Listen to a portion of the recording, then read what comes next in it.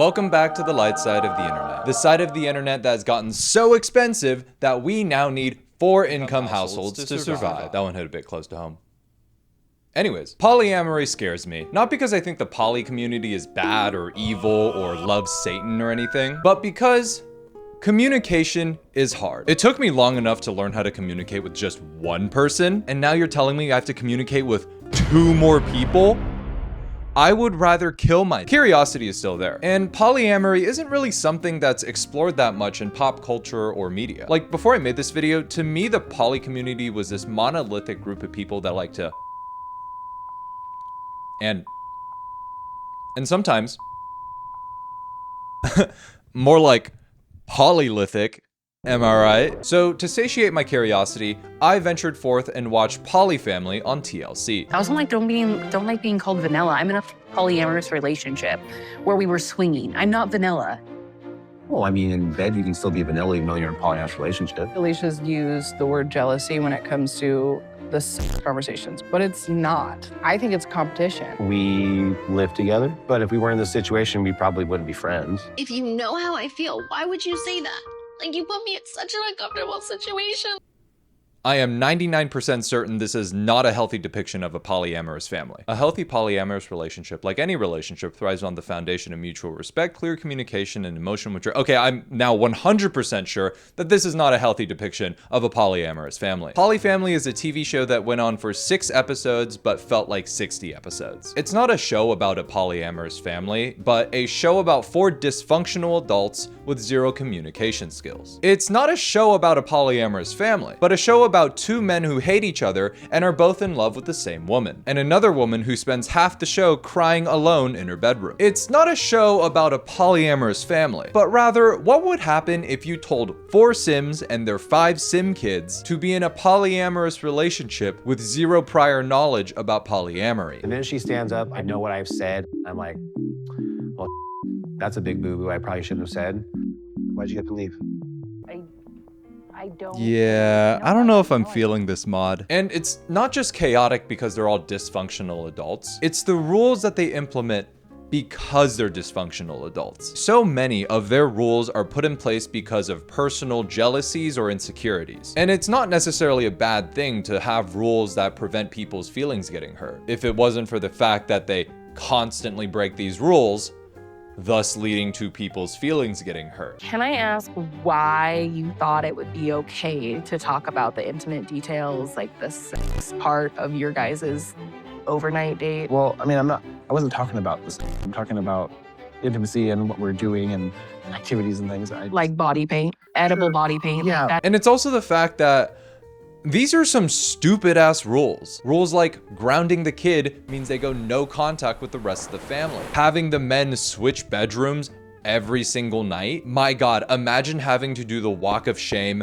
every morning. And not really last and not really least, not allowing anyone in the family to know the paternity of the quad's 2, now soon to be 3, kids. It seemed like a weird concept at first to not know who the father is, but when you're having 2 intimate relationships simultaneously, it doesn't really matter who the father is. Knowing what your kid's blood type is? Who cares? Knowing what diseases your children are genetically predisposed to? The cavemen did just fine without that one. And the fact that having an older father, this guy, means you're at a higher risk of having a plethora of different physical, psychiatric, and cognitive disorders. Why do they have this rule? Yeah, it turns out knowing your medical history and having proper medical care is kind of important. If only there was some way to make all of this easier. I said if only there was some way to make— This video is sponsored by ZocDoc. As someone with ADHD, one of the toughest things for me to do when booking a doctor's appointment is just that. Actually booking a doctor's appointment. I've been on hold for 35 minutes now. It took me 3 weeks just to dial this number. Fortunately, that's something that people who use ZocDoc don't have to worry about. ZocDoc is a free, yes, that's right, free, let me say that again, free website where you can search and compare high quality and in-network healthcare providers and click to instantly book an appointment. And this isn't just for normal doctors too. It's for eye care, it's for skin care, it's for psychiatric care. You can tell I use ZocDoc a lot. Hey, that kind of rhymes. I wonder if they'll pay me for that slogan. Here's how it works. You first filter by doctors who take your insurance and fit your medical needs. Then you see their available times, choose a time that works for you. I really made it seem like there are more steps, but it really is just that easy. And then bam, now you have your appointment scheduled. I feel like I really could have used this instead of procrastinating for a year to get help for my ADHD. So stop putting off those doctor's appointments and go to ZocDoc.com/RealLikeSunshine to find and instantly book a top-rated doctor today. Thank you to ZocDoc for sponsoring today, and let's get back to the video. Now, it's important to remember that this is a TLC show. So all of this could have been highly edited to whatever the producers want you to see. I found this really cool video from the channel Chill Polyamory about polyfamily specifically, and it really goes into detail about all the editing tricks that producers use to make viewers interpret situations in a certain way. It's a really interesting video, and I highly recommend all of you go watch it after you finish this video. What is this? You want 2 videos at once? Am I a Family Guy clip with Minecraft parkour on the bottom? So all of this could be fake. And this video really isn't a reflection on any individual within the show itself. Rather, it's a video about this specific depiction of a polyamorous quad. What is real is the real life controversies that some of the characters on this show have faced, including a leaked document from the Oregon Department of Human Services claiming that Sean, this guy, and I quote, allegedly had inappropriate sexual interactions online via phone app with a minor child in another state, which led to emergency custody modification for Sean's 5 biological children. No, not these children, his other 5 children. I guess TLC really just glazed over that part when introducing the characters.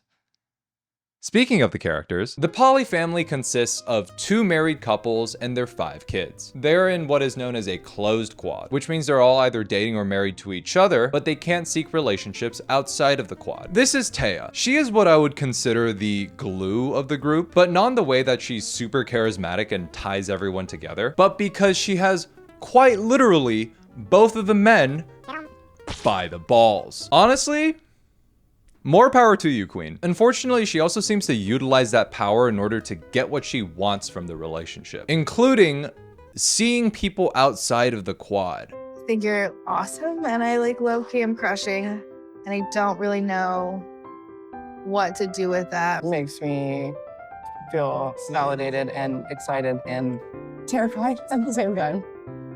Agree. Great start. So Taya is married to this guy, Sean.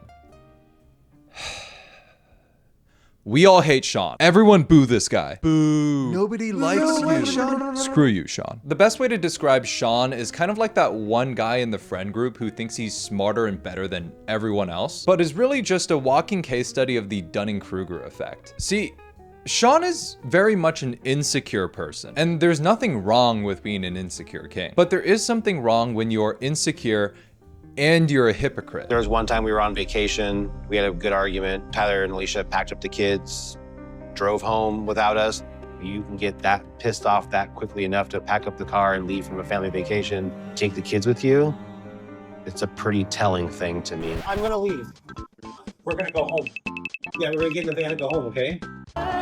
The 2 older kids in the family are Tyler's, and the 3 younger kids, judging by the timeline of when they had them, are probably also Tyler's. And because of this, Sean is constantly, throughout the show, trying to establish his dominance over his wife's boyfriend. It's actually wild how that sentence came out of my mouth and it wasn't even a meme. And I think at the core of it, between Sean and Taya, I don't think Sean was the one who was really pushing to be in a quad. It just seems like he wanted to smash someone that wasn't his wife because he hates Tyler. We hadn't met through this relationship and stuff, but here we are, and I think we owe it to each other and our family to try to be closer and have a better understanding of each other to do this. Yeah, I mean, that's probably what we need to do. It's like, I mean, what do you want to do? Go see plays on the weekend, together, hold hands? Or that's probably not going to happen, right?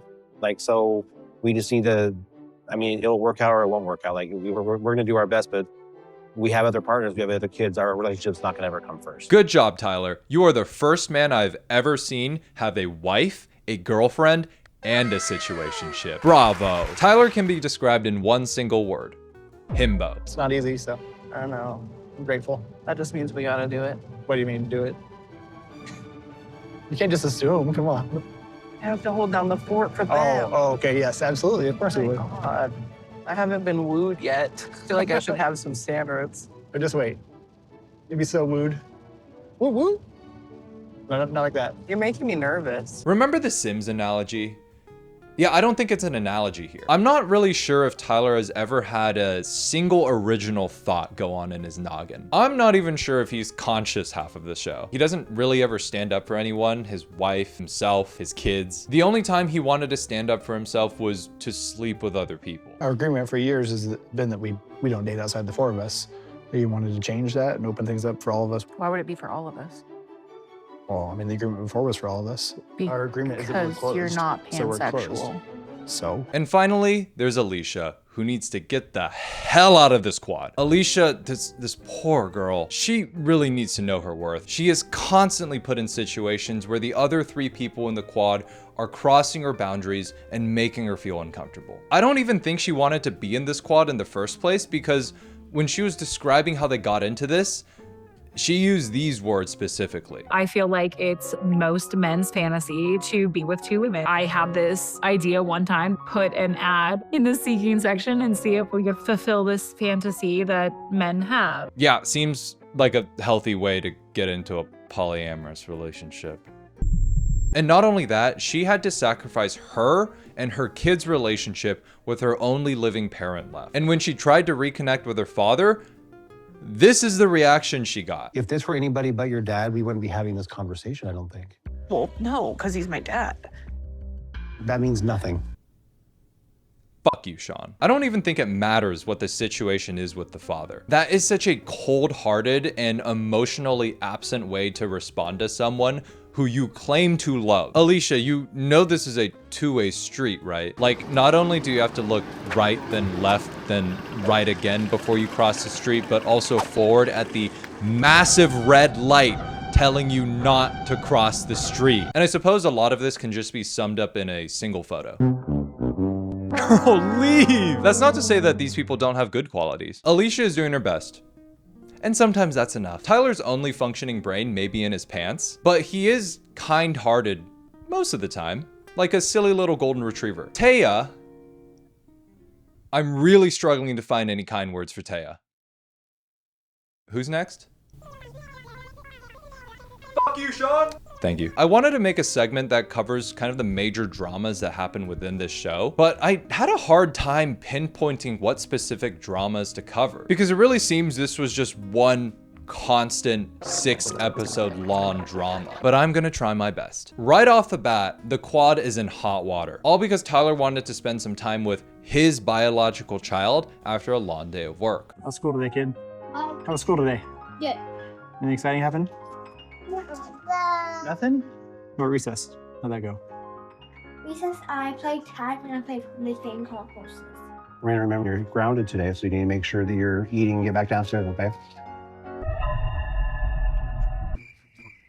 Holy balls, he didn't let her finish the bag. Okay, so she's grounded, but like Tyler can still talk to her, right? Everybody's grounded, but like, when am I supposed to see her? I've seen her all today and I wanted to spend a couple minutes talking to her. Well, I get that, but I mean, that's one of the consequences of being grounded, is that you're grounded. And I know that sucks, but she has to stay on task, and you and her don't necessarily have a good track record of staying on task when you both start talking to each other. Yes, I remember when I was grounded as a kid as well. I too was banished to my basement without access to my siblings, parents, and sunlight whenever I misbehaved. That probably explains why I'm so level-headed and emotionally stable these days.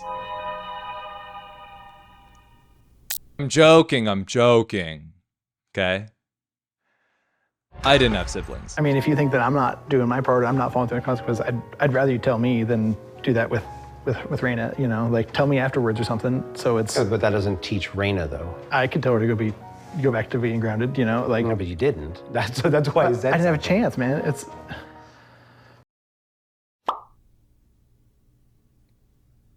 So Do you like weather? Remember how I said Tyler doesn't stand up for himself? Yeah, this is about the tallest that he stood in this show. But more to the point, Sean, you're getting pissy at Tyler because he didn't see his own child be on task, aka banished to the basement, because he was at work getting the family bennies. And it wasn't the first time she'd been reminded to be on task. That happened to be like her third time, and you just didn't see it because you were at work. And so it's like, so what I'm hearing is you don't have a job. Yes, as it turns out, neither Sean nor Taya are employed. And the house that they live in is actually owned by Tyler and Alicia, both of which who are employed. You thought it was tough with 2 incomes and 5 kids? Try 2 incomes, 5 kids, and 2 hobos who are demanding an equal share in the parentage of your own goddamn kids. Ugh.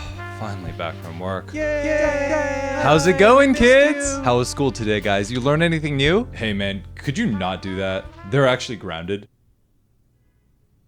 What do you even do all day? Yeah, I don't know why Tyler's on my ass all the time about getting a job. And it wouldn't even make a difference. All the money I earn would just go to child support. Okay, fair, I guess. But then how do you support your current 5 kids? This is actually really important. Hold on. He's on me. He's on me. He's right behind me. He's on top of me. He's joking. He's joking. What? This is networking. Thus introduces another flashpoint that I so enjoyed writing about in this script.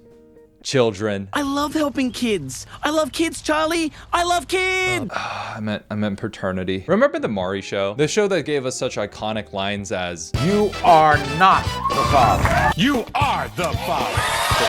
That's about it. This show has like the exact opposite premise of that show. The Poly family has this strict rule about not wanting to know about the paternity of the kids that came post-polycule collision. Now, I'm deducing that it's not Alicia or Taya who care about this for obvious reasons. And I'm guessing it's not Tyler who cares about this because Sean says, I don't like to speculate who he looks like because I don't care about paternity.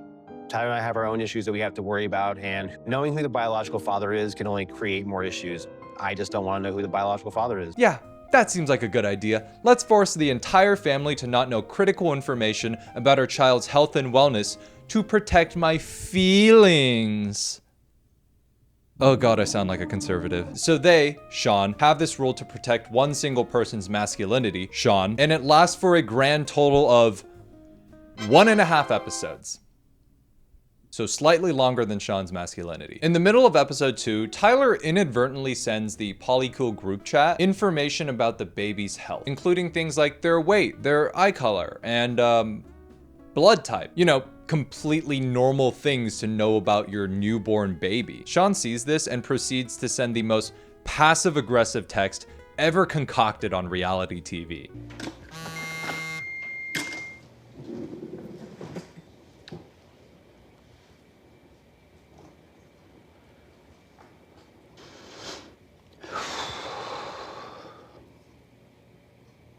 Well, But wait, there's more. Not only was Sean the one to send this text or make this rule, he's also the one that went out of their way to look up this information. He tells me that Quinn's blood type is O negative, which I know is Tyler's, so I know I can't be the father. Are you sure? I looked it up. I swear this guy's literally that one toxic ex that is definitely still not in love with their ex. I'm doing so good. I'm thriving. I don't even think about him anymore. But like, how is he doing? Again, not that I care. He's actually doing pretty good. I think he just got a promotion. Oh, that's so good for him. But at least he's single and he lost a baddie. I don't know. I think he's seeing someone. Oh, awesome. But, you know, she can't be as funny as me. I'm pretty sure she does stand-up. Okay. So she's like a wannabe comedian? Like she does shows at a karaoke bar on Tuesdays for stand-up? No, she's actually pretty legit. Let me check, but I think she might even be going on tour soon. Great. No, yeah, that's... I'm sorry.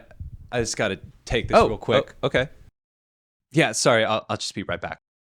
Your phone's not even, it's really important. But wait, there's more. Sean claims that through his research, 2 B blood type parents can produce an O type baby. What I read on the internet was that 2 B blood type parents cannot produce an O negative child. I guess it's time for another ADHD tangent time. We're gonna take it back this time to 9th grade AP biology. These are all the blood types: A, B, AB, and O. This is a Punnett square. This tool is used to determine the possible combinations of the offspring's phenotypes based on the genetics of their parents. Now, O is a recessive phenotype, which means if you have an O gene, but you also have either an A or a B gene, you will be considered either an A or B blood type. Now, with that information, if we map out Sean and Taya here, making the assumption that they are both BO, which would mean that they are both B blood type parents, we can see that there is still very much a chance that the baby could be Sean's. But here's the thing. You don't need to take an AP bio class to be able to Google this and find within 2 seconds that you can absolutely have an O baby with 2 B parents. So not only is Sean insecure and a hypocrite, he's also a fucking dumbass. My mom helped me do some research, and in any scenario, Quentin could have a B blood type or an O blood type. Okay, what did you put in? I know you don't like to be wrong. I think Taya's full of so I check myself. That's true. That's the first thing that comes up. Did it before. And not a single apology was given. I hate you, Sean. Enough about Sean. Okay. The overall family dynamic is also something that's very problematic. This isn't a love square. It's a love tesseract. If I were to make a commentary video on just this part, I would probably have to name it something like TLC's most unhinged, insane, and worst polycule, parentheses, their career is over, close parentheses, ever. So to give you the overall breakdown, she is married to him. She loves him, but him is in love with her. I have a hunch that she lets him be with her so that him stays with she. Her is in love with him back, but also is married to he. He is in love with her, tolerates she, and hates him. Oh, and her wants to fuck she. That was probably the clearest I can make this. I love my family and I love my life, but I do feel like something is missing, and that's a connection with a woman. It's the one need that I can't get met within the rules of our quad, and it's something that I would like to explore. Girl, I respect the fact that you have needs, but you also have a husband, boyfriend, sister wife, and 5 kids. Girl, you don't need a woman. You need to start putting your family first. How many more partners do you want? More. How much more sex do you need? More sex. How many lives can your love life ruin? More lives. But are we not enough? But are you a different animal and the same beast? What the fuck does that mean, Taya? You're welcome. But maybe it's the men's fault. I too would probably want to look outside the relationship if my only 2 options had the combined emotional fulfillment of watching Star Wars Revenge of the Sith, hoping that Anakin makes the right choice. And that's Taya's own words, not just mine. Not the Anakin one, that's just my own thing. Him and I have always really bonded over our intimacy, and that's how we connect, but we haven't been able to do that since I've been healing from surgery, and it kind of leaves me feeling insecure because I don't know how else to connect with him when what we would normally do is not an option. Yeah, I really only connect with my boyfriend when we're doing the rumpy and humpy, the creaking and shrieking, the dirty and squirty. Girl, you don't have a boyfriend. You have a stay-at-home hookup. Alicia, on the other hand, identifies as straight and is definitely more reserved than the rest of the family. She's not really comfortable talking about intimacy openly, especially when it comes to the relationships between the other 2 couples. I don't want to hear about Tyler and Taya's sex life. It still is really hard for me. Alicia is also the only one who is able to communicate her boundaries in a healthy manner, something that the rest of the family is incapable of reciprocating. There are numerous times when Tyler and Sean completely overstep their boundaries with Alicia in regards to not wanting to talk about their intimacy with Taya. I was having fun. We also had like this edible body paint stuff. I licked off of her arm and painted onto the stencil. Sexy. Hot. It was straight up syrup. Don't mind me. I'm just digging my own grave. It's hard to get back to being intimate after what? Okay. Yeah, I'm out. Jeez. I don't want to talk about that. Almost there. If they want to talk about it, their business. I don't even know. I don't care. Doesn't bother me. Are you getting off on this? Bro, keep that shit in your pants. And as I said before, there was also this whole plot point about Alicia wanting to reconnect with her only living relative left. Alicia's relationship with her dad is extremely strained because her dad doesn't approve of her polyamorous lifestyle and doesn't accept the kids that came during the polyamorous relationship, which, don't get me wrong, is messed up for sure, but apparently not messed up enough for Sean and Taya, because what ensued during the following conversation is one of the most heartless interactions I've ever seen on reality TV. Which really isn't saying much because I honestly do not watch that much reality TV, but the point still stands. If this were anybody but your dad, we wouldn't be having this conversation, I don't think. Well, no, because he's my dad.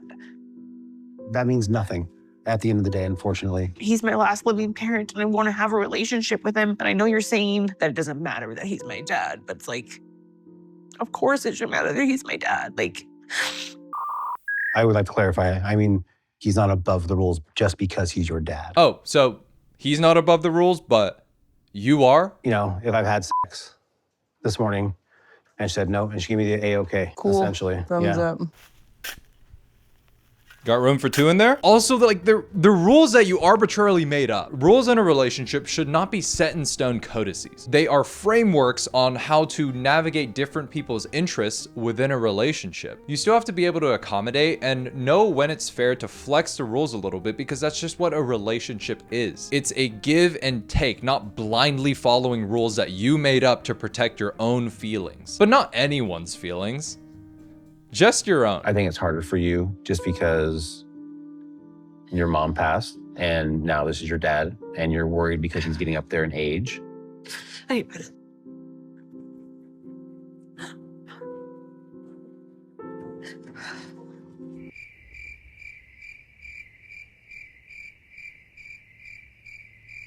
Are willing to just let that go. I'm not. That's why I'm saying it. I'm having the conversation with him. You're telling him that was this unacceptable. This is how it is, and that's unacceptable. So why are you saying I'm letting it go? I don't know why you're saying yelling that. at me. I'm not yelling. I'm frustrated. Raising your voice at me.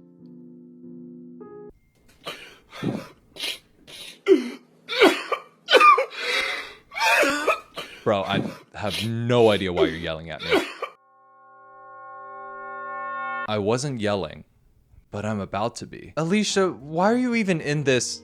I mean, these relationships. If you knew someone who is in a relationship that made them go into their room crying on a more than semi-frequent basis, would you say that's a healthy relationship? If your answer is no, then you should be subscribed.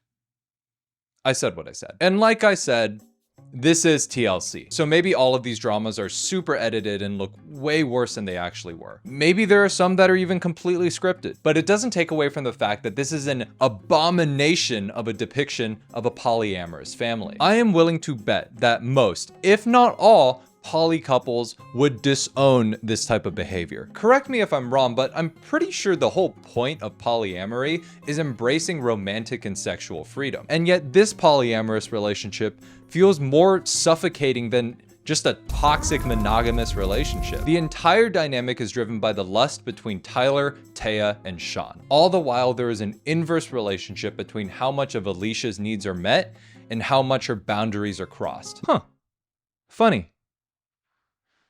This graphic is exactly what all of these people should be to each other. Exes. So there we go. Is my curiosity in the poly community satiated? I would say so. Do I think this is representative of the poly community as a whole? I would say no. So don't go hating on the poly community just because of what you saw here today. Because at the end of the day, they're all just regular people like you and me. The only difference is they like to and on top of with multiple people. It's not complicated. Anyways, if you made it this far in the video, thank you so much for watching. I hope. Dude, are you still stalking your ex? Absolutely not. Then what were you just doing on your phone? Drugs. Okay, bye. Go away.